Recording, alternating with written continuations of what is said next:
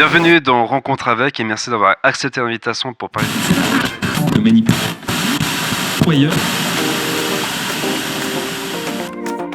Johan Crocol présente Rencontre avec, un podcast qui va à la rencontre de personnes aux histoires passionnantes de tout horizon. Rencontre avec, c'est à retrouver 2 fois par mois sur les plateformes de streaming et sur rencontre-avec.ch. Alors ne manquez pas ces rencontres et abonnez-vous dès maintenant. Rencontre avec, présenté par Johan Crocol, la nouvelle saison à découvrir dès maintenant sur vos plateformes de streaming préférées. Salut Jean-Claude. Salut Johan. Bienvenue dans ce nouvel épisode de Rencontre avec. Tu es musicien, trompettiste et pour être plus précis, on va parcourir les différentes facettes de ton métier, autant du côté de chef d'orchestre, trompettiste et également directeur durant cet épisode. Première question que j'ai envie de te poser, pourquoi est-ce que tu as voulu jouer de la trompette ? Parce que mon papa faisait de la musique. Il jouait à la fanfare du village et puis j'étais toujours en train de l'écouter, de le regarder jouer. Et puis quand on m'a donné l'occasion de pouvoir commencer un instrument, j'ai choisi le même instrument que lui. J'ai choisi le bugle et j'ai commencé à jouer du bugle. Et petit à petit, très rapidement, avec des copains, on jouait ensemble. J'avais un copain, Cédric Albier, on faisait des duos. On faisait des duos, on jouait au vendange, pendant le nouvel an, on allait souhaiter la bonne année chez les gens. Puis après, très rapidement, j'ai connu un autre ami qui est devenu un très bon ami aussi, c'est Patrick Rosset. Et petit à petit, on a monté un orchestre qui s'appelait les Galapiens. Donc comme ça, je suis un peu tombé dedans, on passait notre temps à faire de la musique et puis ben voilà, je suis resté là-dedans parce que j'adore faire ce métier-là. Et ça ressemble à quoi tes débuts dans la musique ? J'ai pas compris. Ça ressemble à quoi tes débuts dans la musique ? Eh ben c'est ça, c'est commencé à jouer très rapidement, mais je te dis, après à peu près une année, on jouait ensemble, on faisait des duos, on jouait à plein d'occasions avec Cédric, après avec Patrick, et on a très rapidement monté un groupe, puis après on jouait dans toutes les manifestations où on pouvait jouer, après on faisait des balles, c'est un groupe qui a duré quelques années. Et en fait, mon activité était de jouer ensemble, donc d'apprendre l'instrument déjà, il faut l'apprendre, il faut le maîtriser, il faut le travailler. Mais petit à petit, on a progressé, on a évolué, et l'ensemble a évolué avec nos capacités. Donc c'est devenu un très très bon ensemble à l'époque. Et ben voilà, c'est comme ça que ma passion est devenue mon métier. Et quels ont été les moments les plus marquants de ta carrière musicale ? Oh, il n'y a pas des moments les plus marquants, il y a plein de moments marquants. C'est tellement un moment de partage avec déjà des collègues, des musiciens, des amis, des copains au début, puis après ça devient des collègues, on travaille ensemble, qui sont aussi des amis, et puis c'est le partage avec le public, c'est des grands moments, donc il y en a eu plein, j'ai eu la chance d'avoir eu plein de projets dans ma carrière, et chaque projet, des grands moments, quoi. Et tu es membre de l'ensemble et fondateur de l'ensemble Ad Libitum. Et comment est-ce que ce groupe il s'est formé ? Alors tout bêtement, on jouait tous au Collège des Cuivres, la Suisse romande. Et je crois, si je me souviens bien, on avait une demande pour jouer avec un quatuor. On avait 2 trompettes, 2 trombones. Et puis après, on a continué à jouer ensemble. Puis on a fait des projets, on a fait de la musique de scène, on a fait des concerts, on a fait plein de choses. Et puis petit à petit, le groupe s'est développé et l'ensemble, depuis 98, existe toujours aujourd'hui. Et puis justement, avec l'ensemble Ad Libitum, vous avez fait plusieurs spectacles, dont des Lits de Cuivre. Pour les personnes qui nous écoutent, si tu devais résumer en une phrase les spectacles de Lits de Cuivre, ce serait lequel ? Qu'est-ce que je devrais décrire dans le spectacle ? Ouais. Bon, il y en a eu 3. Hein. Oui, il y a eu 3 spectacles, mais si tu avais si tu pouvais résumer les 3 spectacles en une seule phrase pour attirer des gens. Humour, décalé, dynamisme, énergie, musique. Mais c'est un mélange de tout. Ça bouge beaucoup, c'est un spectacle, c'est de la musique, du spectacle, de l'humour. C'est un mélange de tout ça. Et puis, comment est-ce que l'inspiration est venue de monter un spectacle comme des Lits de Cuivre ?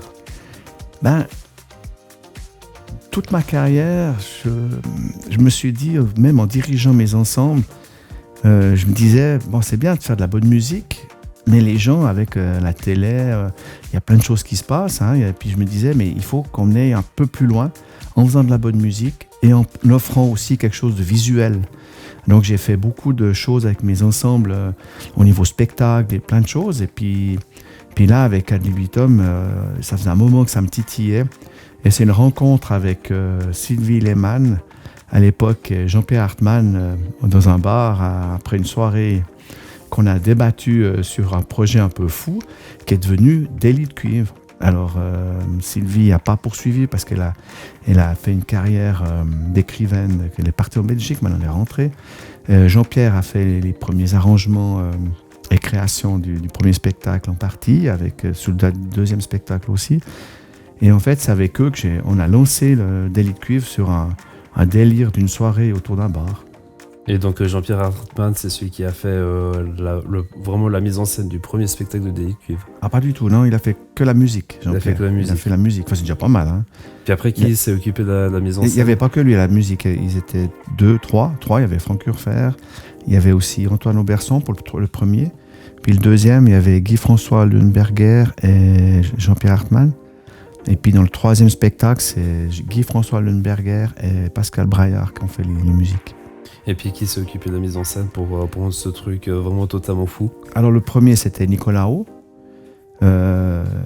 Ensuite, le deuxième, c'est Noam Perakis, donc le directeur du théâtre Barnabé à Servion. Et puis le troisième, c'est David Occhieri. Puis comment ces rencontres se sont faites pour les attirer à faire ça? Nicolas Haut, c'était une rencontre, c'est quelqu'un qui m'avait conseillé, et puis c'était vraiment une belle rencontre. Enfin, les trois étaient chaque fois une belle rencontre. Noam Perakis, c'était parce qu'il était directeur, on s'est approché aussi, c'était une rencontre, et puis on s'est rencontré avec les musiciens, puis on a dit c'est avec lui qu'on a envie de faire. Et le troisième, on avait demandé à Noam Perakis s'il était d'accord de refaire la troisième mouture. Et puis, malheureusement, avec son théâtre, il est très très pris, donc il n'avait pas pu, donc on nous a conseillé David Occhieri, et on est très contents aussi. Donc c'est un grand succès, et puis si vous voulez en savoir un peu plus sur l'ensemble Ad Libitum et sur Délit de cuivre, tout est disponible sur le site délitdecuivre.ch. Et bien évidemment que tout ceci est décrit dans la description de ce podcast. À côté de Délit de cuivre, tu diriges également la Riviera Vaudoise. Comment est-ce que tu t'es mis à diriger dans cet ensemble de cuivre? Comment est-ce que tu es rentré dedans? Ils sont venus me chercher. Ils cherchaient un directeur, et puis c'était un ensemble, je trouve, qui me correspondait bien parce que c'est des bons musiciens, des très très bons musiciens. Mais en plus de ça, ils font des choses originales. Original, oui, chose originale. Ouais. Et en fait, ça me plaisait parce que ça me correspondait par rapport à ma vision et ce que j'aime faire, quoi, de la musique et faisant des spectacles. On a fait des très très très beaux spectacles. Et la Riviera au Pays des Merveilles. On a fait une rivière de port en port, enfin, on a fait plein, on a fait le cirque aussi avec du cirque, on a fait... Et puis avant moi et avant que j'arrive, ils avaient fait un grand spectacle sur les virtuoses qui avait beaucoup tourné aussi. Et puis ça me correspondait bien, donc j'ai accepté. Puis c'est des gens magnifiques, c'est des amis, c'est des gens avec qui vraiment j'adore travailler. Puis vous avez monté un grand nombre de projets en collaborant justement, comme tu l'as dit, avec un cirque. Vous avez fait un concert sous un chapiteau. Exactement. En passant par l'un des derniers projets, qui est une version revisitée de la Barbe Bleue. Comment est-ce que l'idée vient de faire un projet ou de faire une mise en scène? Comment est-ce que l'idée te vient de te dire « Ok, je vais mettre mes musiciens dans ces configurations-là » Alors, c'est pas toujours que moi. Il y a des fois, on discute, on est autour d'une table et puis... on discute, puis d'un coup, paf, il y a une idée qui dit « Ah ouais », puis ça se développe. Ça se dit « Ah ben oui », puis ouais. Par exemple, le cirque, je me rappelle, c'était un petit troquet à côté du local de répétition. On va toujours après la répétition. Et puis là, on discutait avec le président, puis je lui dis « Ah, mais moi, je ferais bien une fois un spectacle avec un cirque. » Puis là, il a pris le truc, et puis c'est monté en épingle, puis on est parti là-dessus. On a joué pour le spectacle de Gymnastrada avec deux ensembles, on a monté tout un concept. Et puis il y avait les claquettes de Martin, je ne sais plus comment son prénom, à Lausanne. qui jouait au milieu de l'arène. Puis j'ai trouvé ça génial. Puis en sortant, j'ai dit, mais il faut qu'on fasse quelque chose avec les claquettes. Et puis, pof, on est parti avec ça, quoi. C'est des fois des rencontres, c'est des idées, tu sais, il n'y a pas... Tu rêves... Ou alors, c'est un petit peu... je crois qu'il n'y a pas de recette. D'un coup, tu as une idée parce que tu vois quelque chose ou parce que tu en parles, tu parles de quelque chose. Puis si les choses se montent en épingle, puis paf, tu as le projet qui part. Et puis là, en ce moment, vous êtes sur de nouveaux projets, c'est juste? Ouais. Alors là, on vient de faire Barbe Bleue avec Benjamin Cuche. Et puis là, on espère le tourner un petit peu quelques temps. Puis là, on a des projets avec un ensemble qui s'appelle Mélopée sur Genève. Et puis, on est toujours à faire des projets, quoi. Et bien sûr, si vous voulez en savoir un peu plus sur la Riviera Vaudoise, tout est disponible sur le site larivieravaudoise.ch. On va passer au défi que je donne à tous mes invités, d'où pourquoi je t'ai mis des petites oreillettes, parce que les retours seront pas là, mais dans tes oreilles.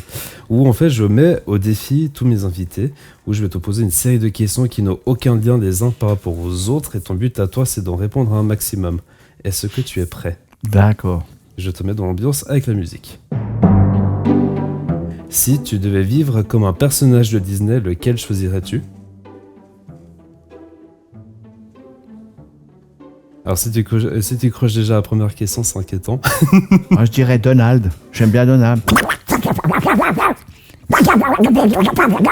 Alors il faut savoir qu'en 10 ans de connaissance avec Jean-Claude, j'ai jamais vu faire ça. C'est bien, merci. On peut continuer l'interview comme ça, là. Oui, bien sûr, si tu veux. Préfères-tu les livres physiques ou électroniques? En physique. Ton expression favorite? Magnifique. Quel super pouvoir voudrais-tu avoir ou savoir? Rendre les gens heureux. Qu'est-ce que tu aimerais accomplir en une seule journée? Qu'est-ce que j'aimerais accomplir? En une seule journée. Je crois qu'il y a tellement de choses que j'aimerais faire que une journée ne suffira pas. Par exemple? Là, tu me prends un piège, là. Hein. C'est le but. Qu'est-ce que j'aimerais faire en une journée? Qu'est-ce que j'aimerais accomplir en une journée? Je sens que t'as une idée par-dessus une Non, autre. parce que pour moi, les choses se font pas comme ça. Les choses, c'est comme la vie. On évolue, on progresse, on apprend. C'est en une journée, tu fais pas les choses en une journée. Qu'est-ce que je pourrais faire en une journée? Passer une journée à faire une bonne cuisine pour recevoir des amis. Le plus bel endroit où t'es allé? Chez moi. Quelle est ta plus grande qualité? Il faut qu'on enchaîne les questions. Quelle est ta plus grande qualité? Rigolo. Et ton plus grand défaut?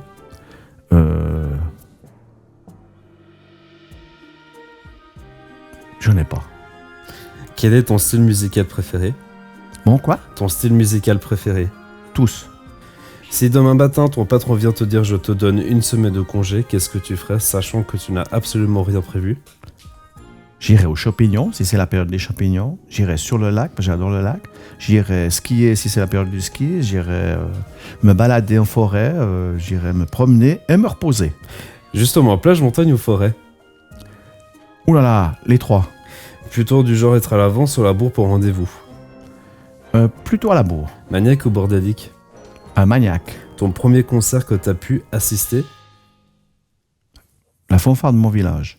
Et puis il y a quand même une question que je pose beaucoup à mes invités, mais c'est vrai que ta réponse peut être assez intéressante à savoir. C'est une chanson que tu ne veux pas avouer que tu aimes d'écouter aux autres. Si tu en as une.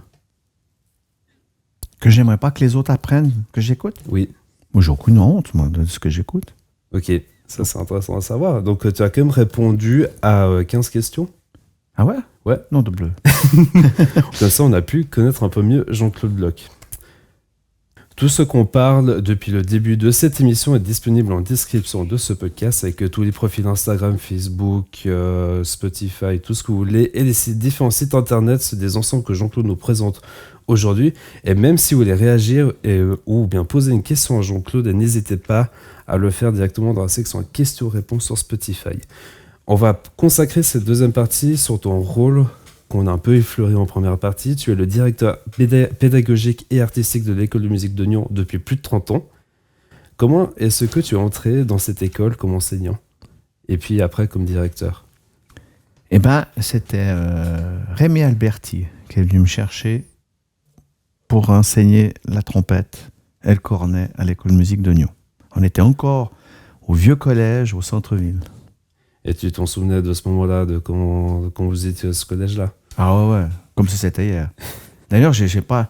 Tu dis que ça fait 30 ans, mais moi-même, je suis surpris parce que j'ai l'impression que c'était hier, quoi. Ça passe 1994. Ah, je sais. Donc c'est déjà il y a 30 ans. Hein. Ah non, la 94, c'est quand j'ai repris la direction. Oui, quand tu es directeur, mais sinon 1991 quand tu étais enseignant. Voilà, ouais. 91 que j'ai repris après la classe de Devara, Luc Devara. Et quel est ton rôle en tant que directeur d'une école de musique comme celle de Nyon? Ben, mon rôle, il est divers parce qu'en fait, j'ai repris la direction pédagogique de l'école artistique et l'harmonie.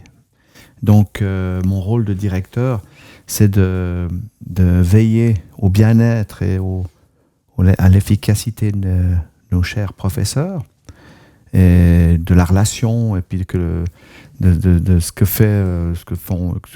qu'est la formation dans notre école.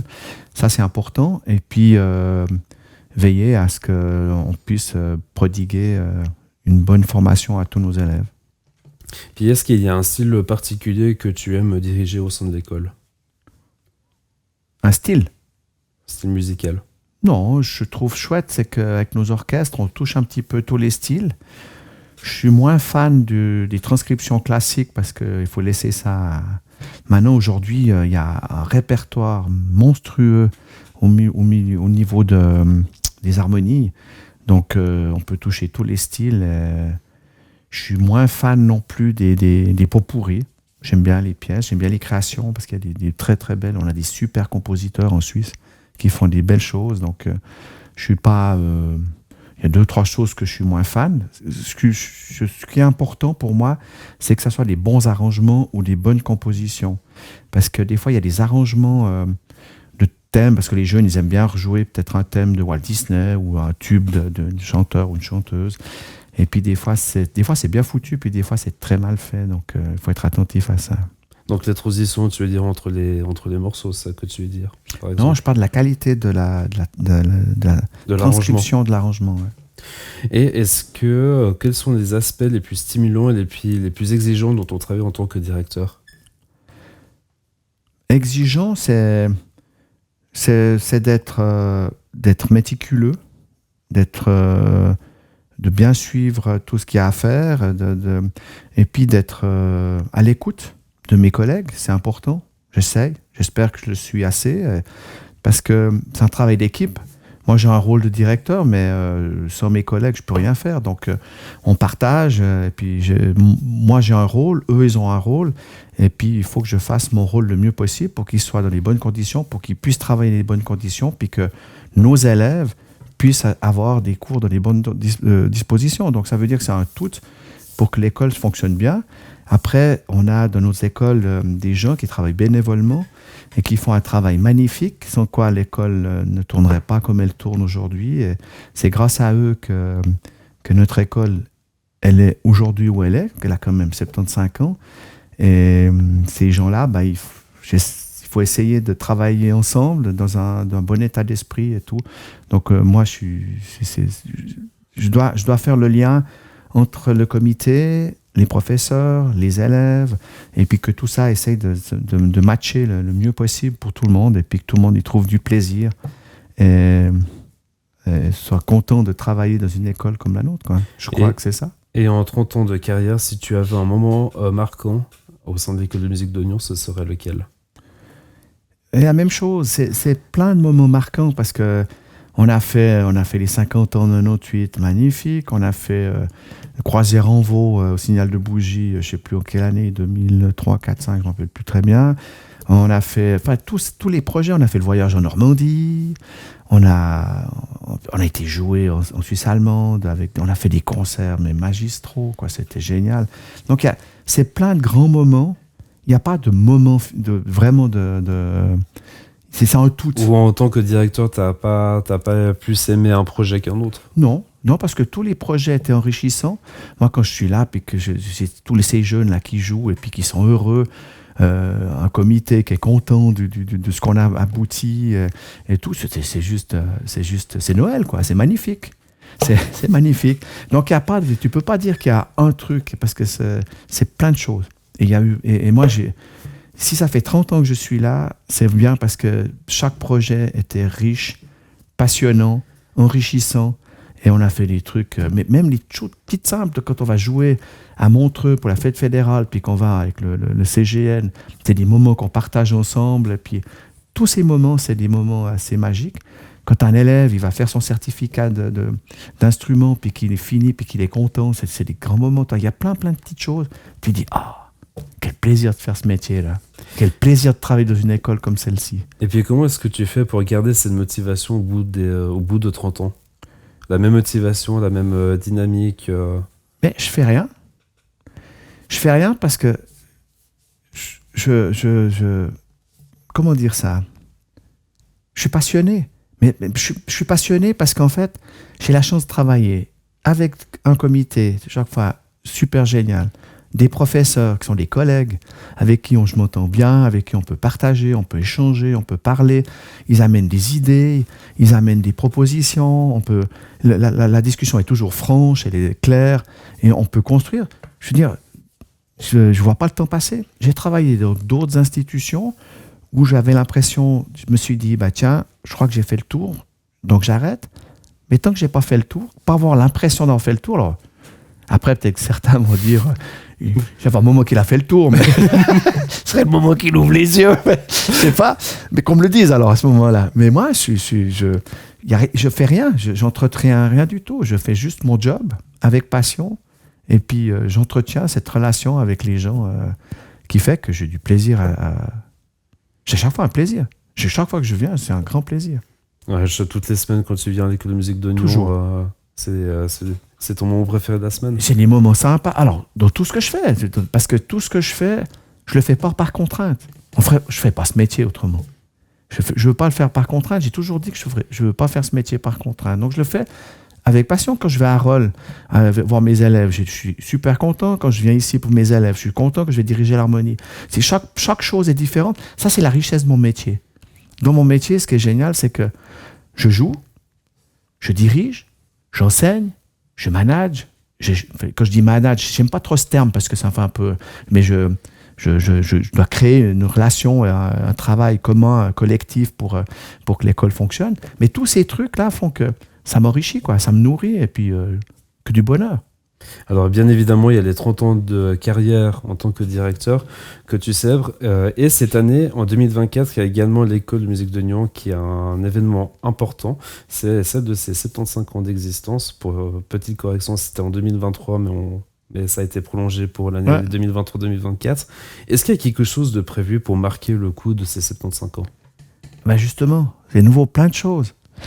Alors, on a fait un grand concert au mois de septembre avec la fanfare de Nyon, le chœur, parce qu'on partage ces 75 ans avec les 10 ans de As de chœur, qui est dirigé et créé par un ancien élève de l'école de musique de Nyon, Florian Beauvais.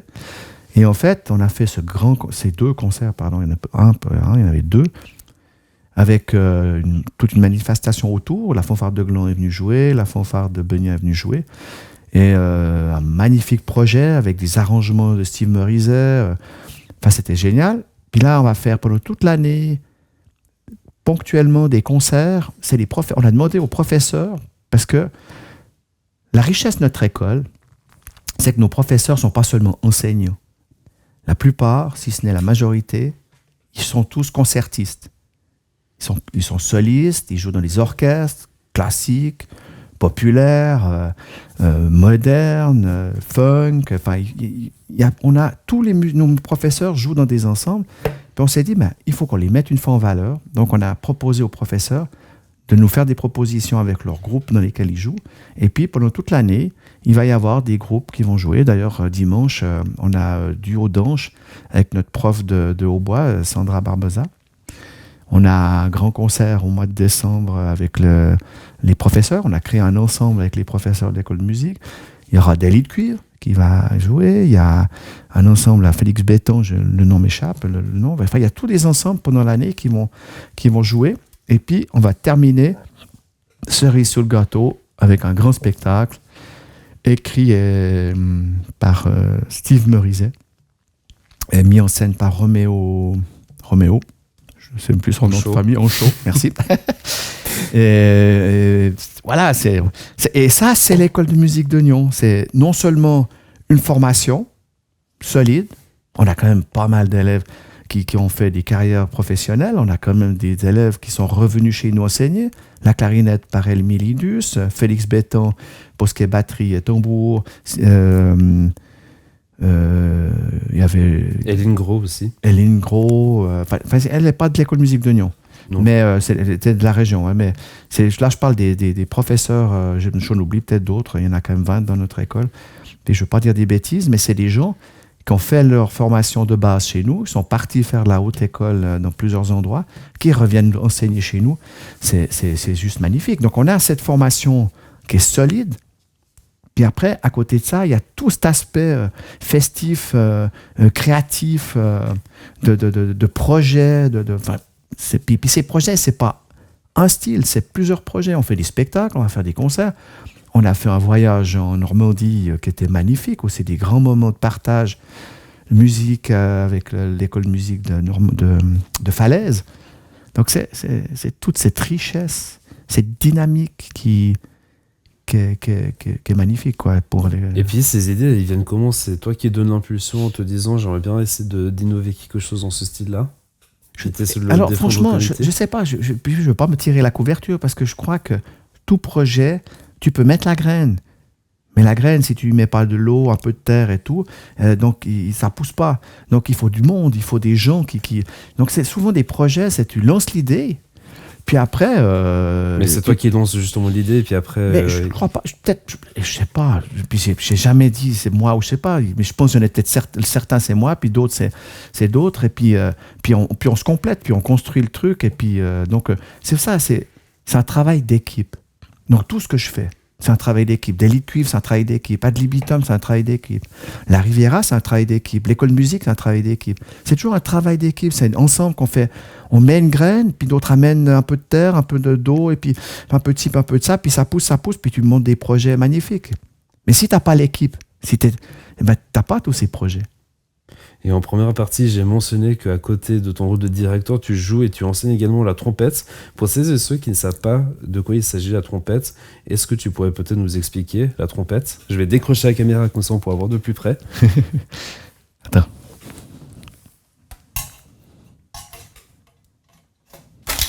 Pendant ce temps que je suis en train de... Voilà, hop, tac. Donc la trompette, ça commence avec un piston. Non, la trompette... c'est un vulgaire bout de tuyau. C'est un tuyau. C'est un tuyau. C'est un tuyau. Ce qui est important, c'est comme tout instrument, il faut une vibration. Puis nous, la vibration, c'est les lèvres. Puis quand tu maîtrises tes lèvres, tu peux jouer une mélodie. D'accord? Après, il faut ce qu'on appelle une embouchure.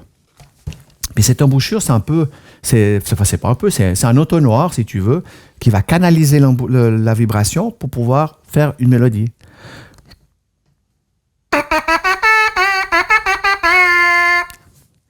Après ça, ce qu'il faut, surtout, ce qui est important, ce qu'il faut, c'est... Je m'excuse. Non, t'inquiète pas, c'est bon. Parce que je m'entends pas... Ce qu'il faut, c'est un tuyau. Alors, n'importe qui peut prendre un tuyau d'arrosage, couper dans le jardin, un entonnoir pour faire un pavillon, pour que le son se diffuse. Je mets mon embouchure d'un côté et j'ai une trompette.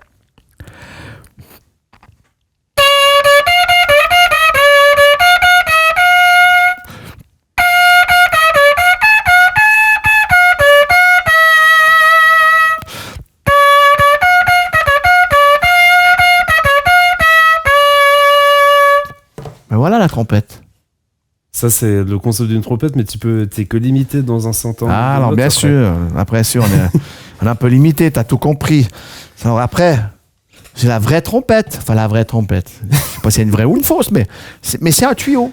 C'est un bout de tuyau. Je mets de l'eau ici, puis ça sort ici. D'accord? Alors, dessus, on y met des pistons. Ces pistons permettent de donner une longueur différente à l'instrument. Hein. On a un piston. Sur chaque piston, on a une coulisse. Une petite, une moyenne, une grande. Et puis, chaque fois que je pèse sur un piston, c'est comme un robinet. Hein. Je pèse, ça ouvre ou ça ferme. Ça ouvre ou ça ferme. Mais ça, c'est à l'intérieur de la trompette que tu... Ah, bien sûr. Si tu veux, le piston, toi, si tu regardes, il est plein de trous, là, comme un gruyère. On va montrer ça avant la caméra, comme ça, pour ceux qui regardent le podcast. Tu vois? Il y a plein de trous. Il y a plein de trous. Et en fait, si tu veux, ces trous vont me permettre d'ouvrir et de fermer ou de donner, si tu veux, la conduite dans l'instrument de la longueur qu'on va donner. D'ailleurs, on voit, ici, on est bouché. Je ne sais pas si tu vois dans le trou, là. Oui, on voit dans le trou. Ouais, puis après, si je pèse, tac, ça ouvre. Ah ouais. T'en refais juste comme ça, on peut vraiment bien voir sur la caméra. Là, c'est fermé. Là, c'est fermé. Là, je pèse et ça ouvre. Et c'est excellent. Et en fait, ça donne chaque fois, on comprend mieux le principe avec un tromboniste. Un tromboniste, il va travailler sur la longueur du tuyau. Donc, il a son tuyau comme ça, puis il a une note chaque fois sur le... Puis après, il donne une longueur. Puis après, avec ça, il peut faire telle note. Avec une autre longueur, il peut faire telle note. Alors, nous, c'est la même chose. Chaque fois qu'on met une longueur, hein, c'est plusieurs doigtés. Chaque fois que je vais faire un doigté, je vais pouvoir faire plusieurs notes. Si je fais un doigté 0, tu vois,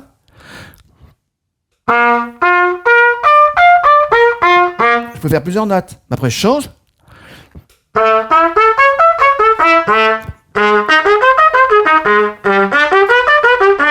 Etc., etc. Et ce qui me permet de faire plusieurs notes avec la trompette. Et pouvoir jouer ce qu'on veut avec le piano.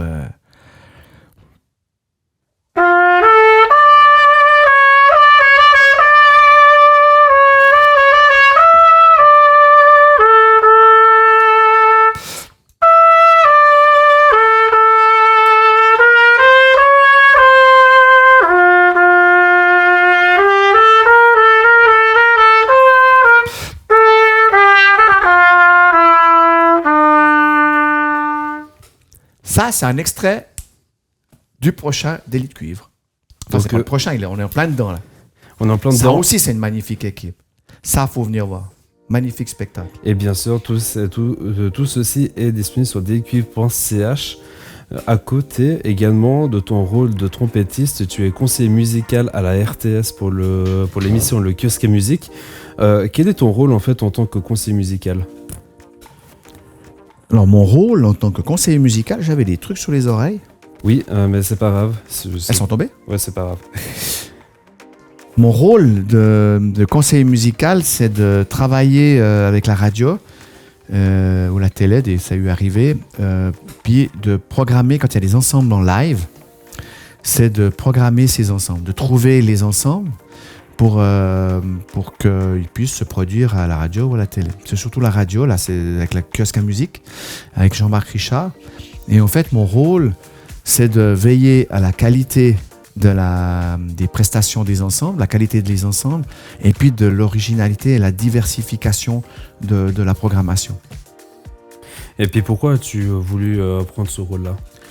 Mais je ne l'ai pas voulu, c'est Jean-Marc qui est venu me chercher, puis je trouve génial, parce que je travaille aussi avec des collègues, on est plusieurs conseillers, on échange, on partage, et puis je trouve que c'est génial parce que ça me permet aussi de rencontrer, parce que je dois chercher d'autres ensembles, donc ça me permet de rencontrer d'autres ensembles, d'autres styles, des styles différents, et ça permet de faire des belles rencontres. Et puis on arrive gentiment au bout de ce podcast. Si tu devais te donner un conseil pour quelqu'un qui voudrait se lancer dans la musique, ce serait lequel ? Vas-y, fonce, fais-toi plaisir. Il y a des parents des fois qui m'ont posé, j'ai une question il n'y a pas longtemps, ils me disent mais qu'est-ce que t'en penses si mon enfant il veut faire de la musique, qu'est-ce que t'en penses ? Je dis mais faut vivre ses rêves. Moi si on m'avait écouté, si j'avais écouté ce qu'on disait de moi quand j'ai dit je voulais faire mon métier de la musique, je ne serais pas musicien aujourd'hui. J'ai pas écouté, j'ai foncé, j'ai fait de la musique. Et aujourd'hui, ça fait plus de 30 ans que je fais de la musique, je vis de la musique et je suis hyper heureux. c'est que du bonheur. Donc si quelqu'un, mais que ce soit la musique ou n'importe quelle passion, je pense qu'il faut, puis surtout dans un pays comme le nôtre où on a quand même la chance de pouvoir vivre convenablement de plusieurs choses, moi je pense qu'il faut laisser nos jeunes la possibilité de vivre leurs rêves. On n'y arrive pas forcément toujours, c'est vrai, c'est pas facile. Moi j'ai eu la chance d'avoir des belles rencontres. Je pense que c'est des bons musiciens, il y en a beaucoup, il y en a plein. Moi j'ai juste eu la chance peut-être d'avoir des bonnes rencontres au bon moment, faire les bons choix et puis d'être là quand il fallait et puis de pouvoir créer ma carrière comme ça. Donc faut vivre ses rêves, il faut les vivre jusqu'au bout et puis à un moment donné peut-être se dire ok ou non ça marche pas puis on change le cap. Merci beaucoup Jean-Claude d'être venu dans Rencontre avec. C'est un plaisir. Quant à moi, je vous retrouve dans 2 semaines pour un nouvel épisode de Rencontre avec. D'ici là, portez-vous bien et je vous dis à bientôt.